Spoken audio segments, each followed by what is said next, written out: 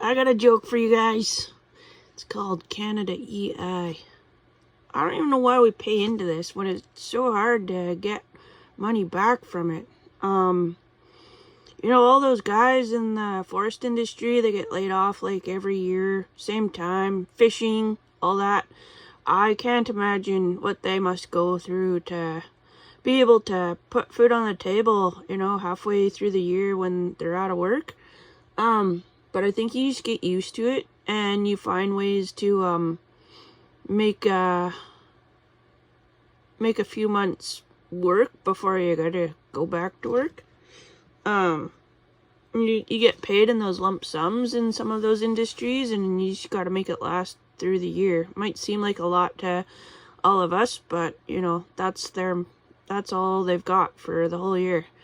One of the things that BC Ambulance did was they hired a lot of loggers, a lot of guys out of the trees, and it would help support them when the forestry industry was a bit low, you know, or lots of guys are getting laid off, or if they just needed, you know, something else to do for a day or two a month. And so in the remote areas, that was something that worked quite well for these guys. I'm not saying they weren't interested in what they're doing. They were really good at what they do. They'd seen lots of bad stuff in the forests, and they helped apply that to working on ambulance. So lots of people that might have been picked up over the years, good chance you were helped by one of those guys. In terms of returning the favor, the forest industry couldn't be any worse than it is now. But it's none of my business. I don't know much about it. I can only speculate. For me, seeing patients on disability pension as it relates to EI and welfare of that sort, it's not enough. You go to people's houses and they're just like barely able to pay rent, let alone nutritious food, and they're often on disability pension because they have some type of medical condition. They might be wheelchair bound, if not poor mobility. And the things that keep people healthy are, you know, the things that they sometimes have the most hard time doing for themselves. And so the supports that are in place, I think, are not ever really gonna be enough, but it certainly could be a whole lot better. You know, and $50 million being injected into BC ferries, where, you know, people hop on the ferry to get out of town and they pay good money to do that. Well, on the other side of that, we've got a healthcare problem here, and some of the things that make the wheels go around are just not being attended to.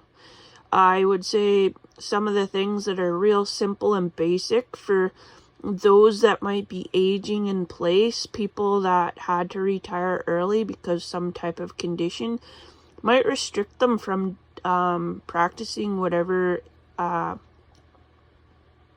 skill set that they might have in a paying occupation. And if they are still doing that, they might be getting paid a lot less, just because they're not able to do the full function of the job.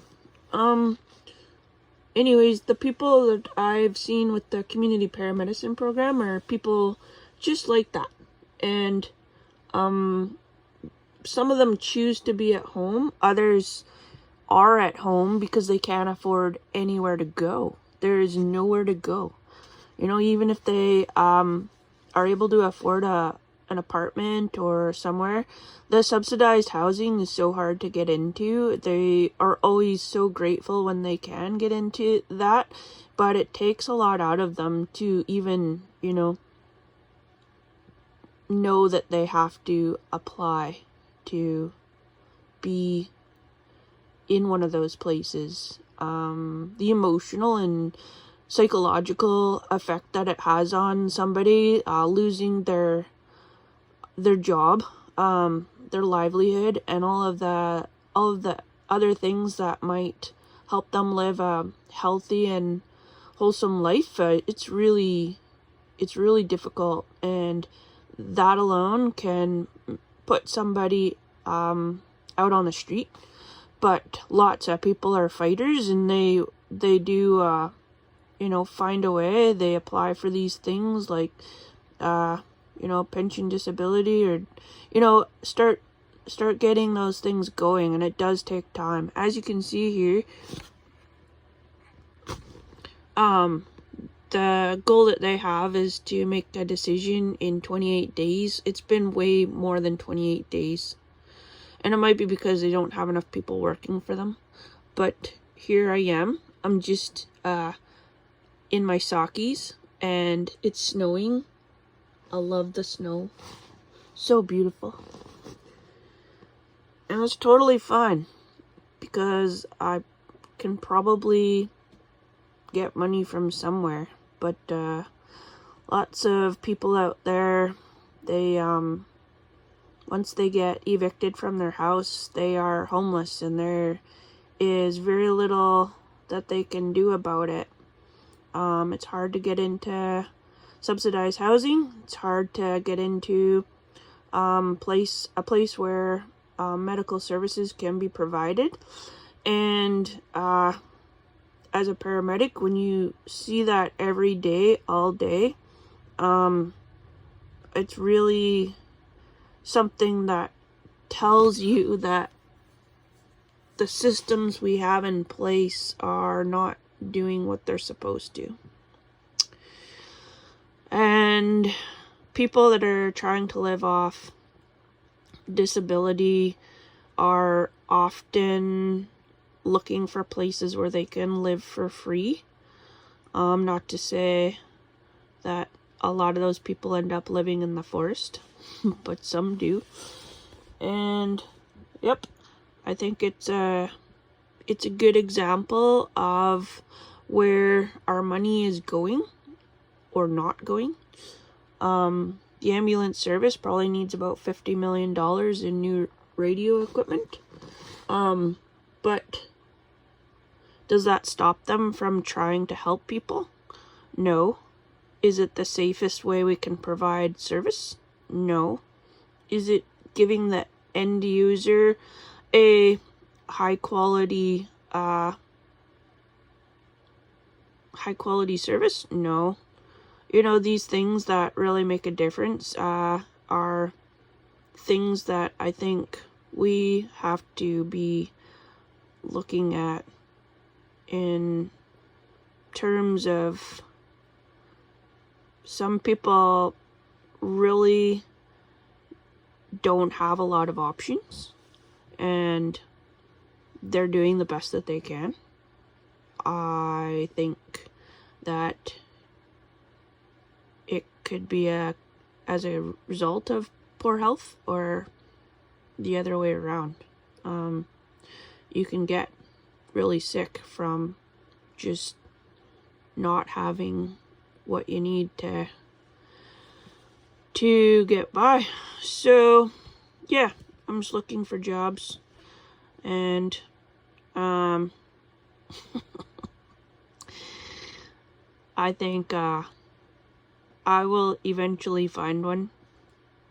But yep, if you're somebody out there like me who's in between jobs, I would say don't expect EI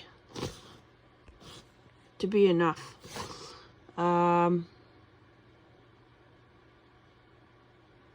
So even when you get it and you need to pay some bills, you need to pay the rent, you better find some work pretty quick. there's lots of jobs right now, but there's not a lot of really good paying jobs, and I think that's what makes it discouraging. I'm fairly lucky. I have lots of work experience and job skills, and some might say a positive attitude, but even with that, there's times where I just think to myself, I don't know how other people do it. And this just goes to show here, this informations that you have got to look out for you. And